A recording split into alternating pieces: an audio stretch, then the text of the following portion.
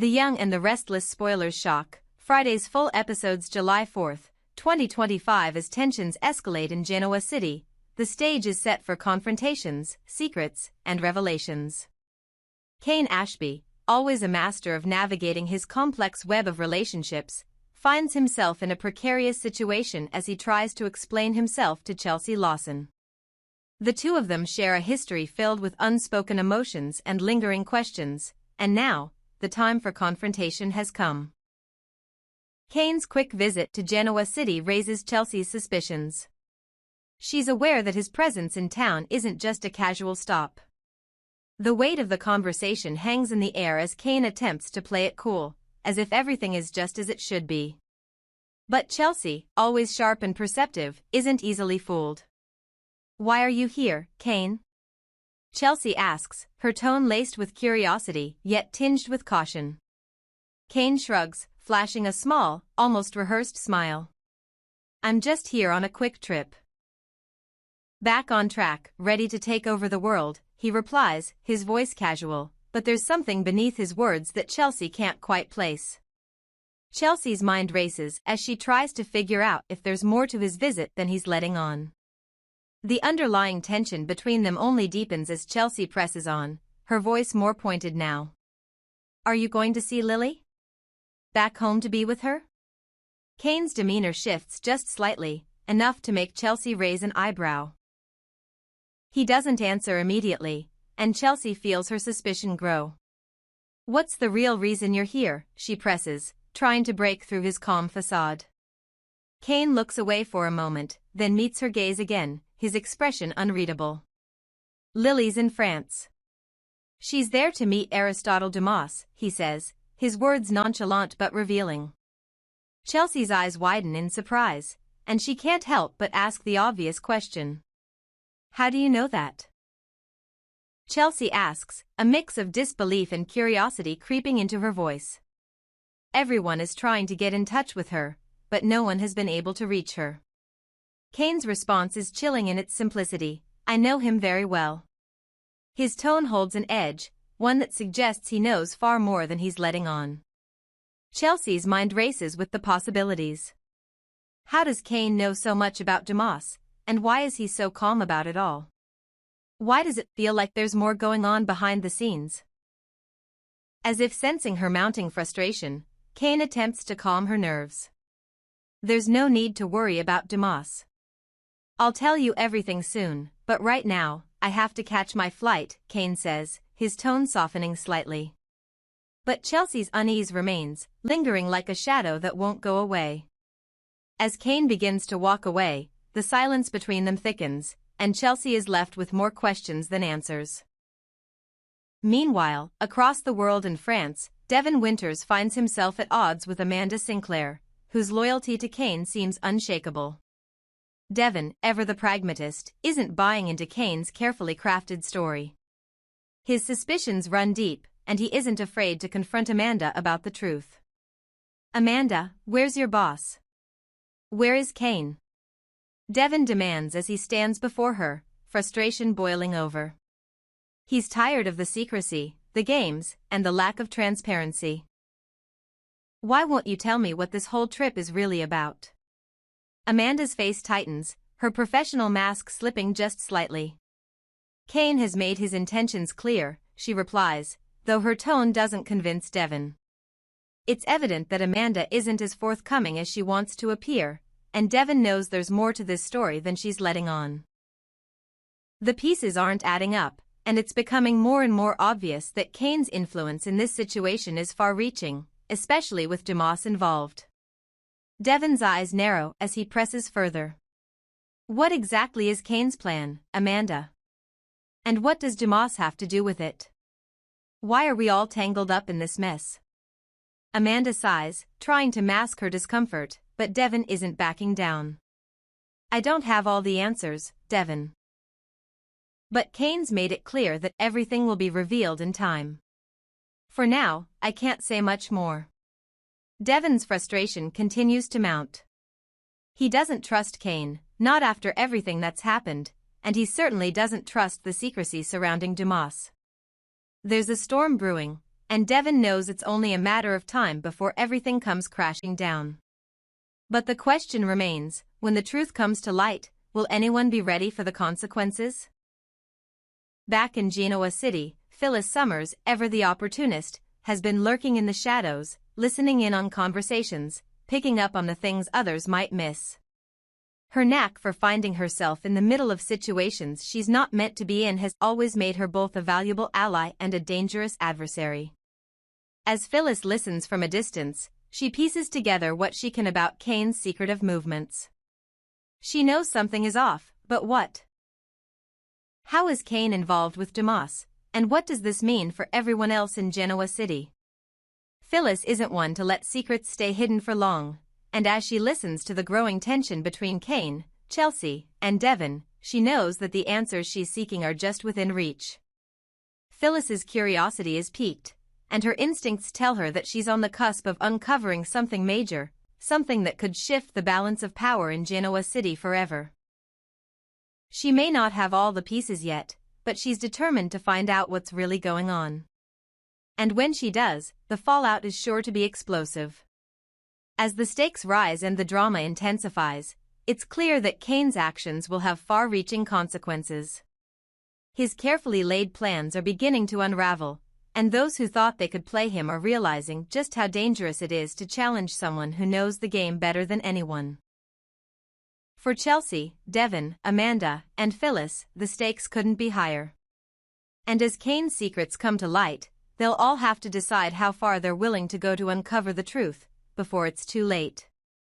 The tension in Genoa City was palpable as the characters found themselves navigating through an intricate web of alliances, suspicions, and hidden agendas. Devin Winters was growing increasingly wary of the situation, especially as Kane Ashby's actions began to take on an ominous tone. He had never trusted Kane, and the latest developments were only fueling his doubts.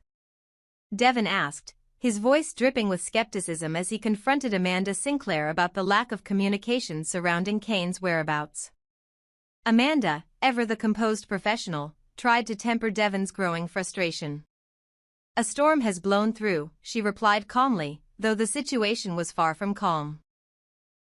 The storm, though literal in its impact, also served as a metaphor for the upheaval that had been stirring within their lives ever since Kane had entered the picture. Devin, however, wasn't convinced. But no one had cell service before the storm hit. No one could reach anyone. And now Kane's just vanishing off the grid?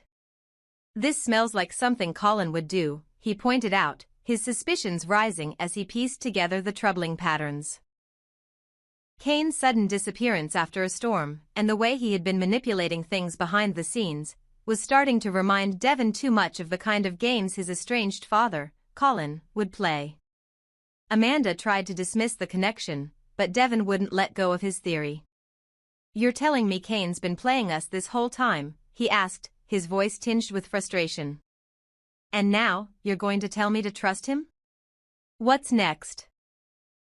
He's going to have us running in circles while he's off playing us for fools?" Amanda, ever loyal to Kane, tried to hold her ground, though the cracks in her armor were starting to show. "Colin's dead, Devin," she said sharply, trying to put the past to rest, but it was clear that the past was never as easy to bury as they all hoped. But Devin wasn't backing down. He leaned in, his eyes narrowing in suspicion. "If Kane's acting like this, maybe he's trying to distract us. Trying to keep us from seeing what he's really up to. Who knows what kind of mess he's getting into now?" Amanda, her patience thinning, responded coldly, "If that's the case, then why would I be telling you any of this? What loyalty do I owe you?" Devin's response was cutting and sharp. "I'll say this, Amanda," he said, his voice filled with a pointed edge, "your hostility toward me only makes me more suspicious. Are you really willing to betray everyone, just to do his bidding?" His words hung in the air, filled with unspoken accusations. As he turned and walked away, Carter appeared, providing a brief distraction from the conversation. Carter's presence signaled that things were moving fast, and Kane's plans were coming to fruition. "Mr. Ashby's on his way back," Carter informed Amanda with a slight nod, his face unreadable but knowing. Doesn't he have more to take care of in Genoa City? Amanda asked, still trying to reconcile her growing doubts with her commitment to Kane. Carter, ever the professional, gave a nonchalant response. Mr. Ashby has taken care of what needs to be done. The next move is already in place. Meanwhile, just a few steps away, Phyllis Summers was eavesdropping from behind the corner, her sharp instincts already picking up the tension between Devon and Amanda. The plot had thickened, and Phyllis wasn't about to miss a single detail. As always, she was one step ahead, listening closely to everything being said. She knew that something was off about this whole situation, and she was going to get to the bottom of it, no matter what it took. Back at Newman Media, Victoria Newman was dealing with her own set of problems. Her brother, Adam, had just walked into her office, concern etched across his face. His usual confident demeanor faltered for a moment as he asked about Cole Howard's condition. "Has Cole Howard escaped danger yet?"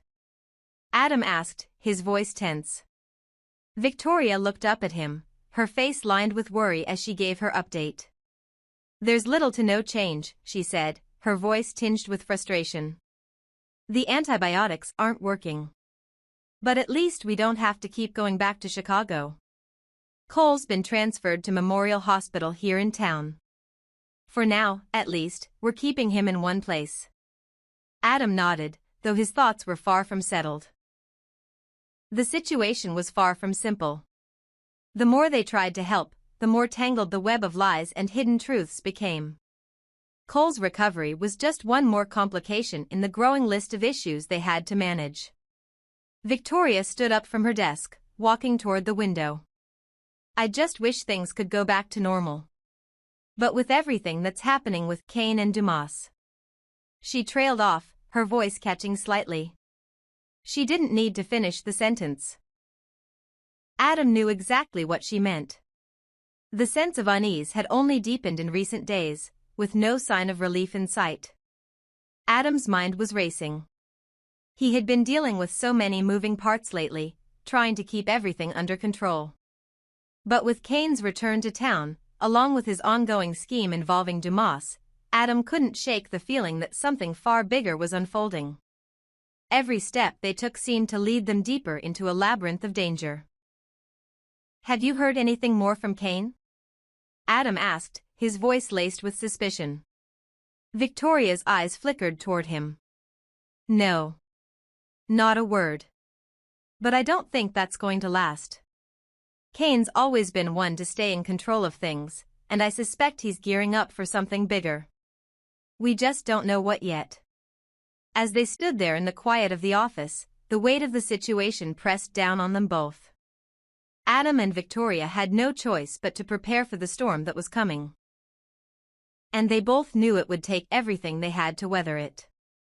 Meanwhile, Phyllis, still lurking in the shadows, had all the pieces of the puzzle in front of her. She knew that the fallout from all this was going to be explosive. Kane's return, his manipulations, and the ever-present threat of Dumas, they were all part of a much larger game. Phyllis couldn't afford to sit on the sidelines any longer. She needed to take action, and soon, or she would lose control of the situation entirely. In Genoa City, nothing was ever truly what it seemed, and the people caught in this web of deceit, betrayal, and power struggles were about to find out just how dangerous it could be. The storm was coming, and it would change everything. The tension in Genoa City was mounting, and as the days passed, the pieces of the puzzle were slowly starting to come together. Victoria and Adam were both navigating the chaos of their family's crumbling empire, but it was becoming increasingly clear that they were facing a much bigger storm than they had ever imagined. Victoria had always been the stabilizing force in the Newman family, but even her usual calm was beginning to crack under the pressure of what was unfolding. One quiet afternoon in her office at Newman Media, Victoria glanced up from her desk as Adam walked in.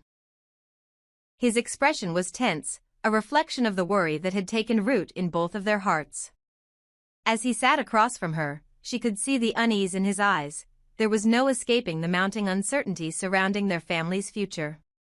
"You're actually making progress," Victoria remarked, her voice heavy with cautious optimism. I'm impressed. Adam gave her a small, half-hearted smile, but it didn't reach his eyes.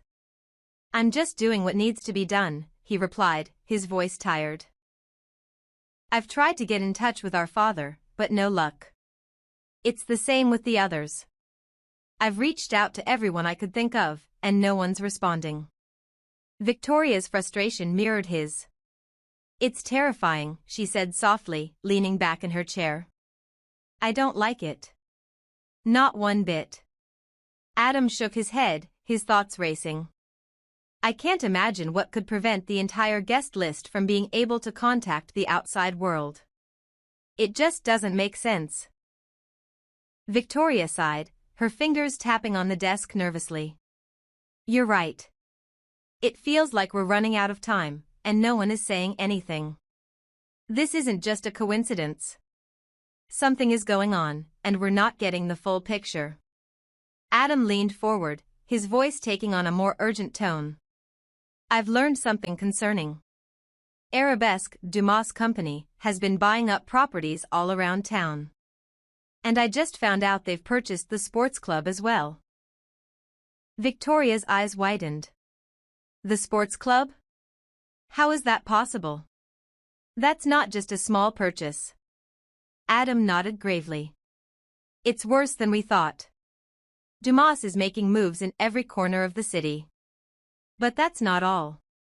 He's also bought up parts of Chancellor, parts that Nikki sold when she took control of the company. Victoria took a moment to process the information. This was bigger than anything they had anticipated. Dumas was playing a long game, and it looked like he was positioning himself to take over the very fabric of Genoa City's business landscape. For Adam, who had been on the outside looking in for so long, this was an unsettling revelation. Thank you for looking out for the family, Adam, Victoria said, her voice softer now, but still filled with the weight of responsibility.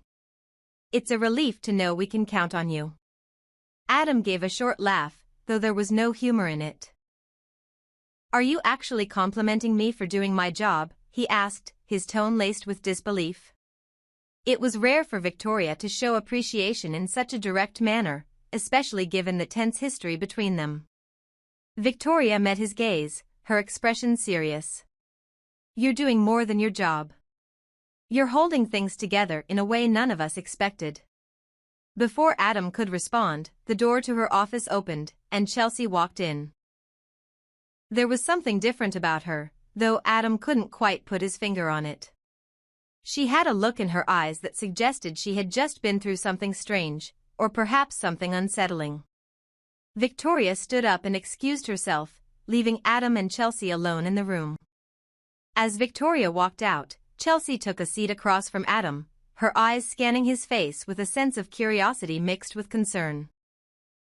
I just ran into someone at Crimson Lights, Chelsea began, her voice a little too casual, as if she were trying to play it cool.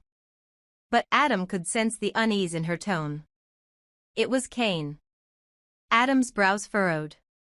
Kane? What's he doing here? Chelsea's voice dropped to a whisper as she leaned in closer. That's the weird part. He seemed different. Not like the Kane I know. Something was off. Adam was instantly on edge. He knew Kane well enough to recognize when something wasn't right. What do you mean by off? What was he acting like? Chelsea shook her head, still trying to piece together what she had witnessed. He was talking like he knew everything about Dumas. He said that all the questions we had would be answered soon. But then, out of nowhere, he says he has to catch a flight and leaves. Just like that. A shiver ran down Adam's spine. This wasn't just about Kane anymore. This was bigger. Kane was connected to Dumas, and the way he had acted. Like he knew something they didn't, only fueled Adam's suspicions. I don't like this, Adam muttered, his mind racing with the implications. Kane's involved in something far deeper than we realized. And if he's involved with Dumas, if he knows everything about what's been happening, then we're not just dealing with him. We're dealing with Dumas' entire operation. Chelsea nodded slowly, her expression darkening. I'm worried, Adam. I'm really worried. If Kane is involved, we might be in way over our heads. Adam looked at her, his face hardening with determination. We can't back down now. Whatever Kane and Dumas are hiding, we need to know. We can't let them control this city any longer. Chelsea's eyes locked with his, and for the first time in a long while, Adam saw a flicker of resolve in her gaze. So, what do we do now? She asked, her voice steady despite the uncertainty. Adam stood up, his decision made. We keep digging. And this time, we go after Dumas directly. No more secrets. As Chelsea watched him, a part of her admired Adam's unrelenting drive. But she also knew the danger they were about to walk into. They were standing on the precipice of a storm, and once they stepped forward, there would be no turning back. Kane, Dumas, and all the secrets they were hiding, everything was about to come to light, whether they were ready for it or not. The question was, could they survive what was coming?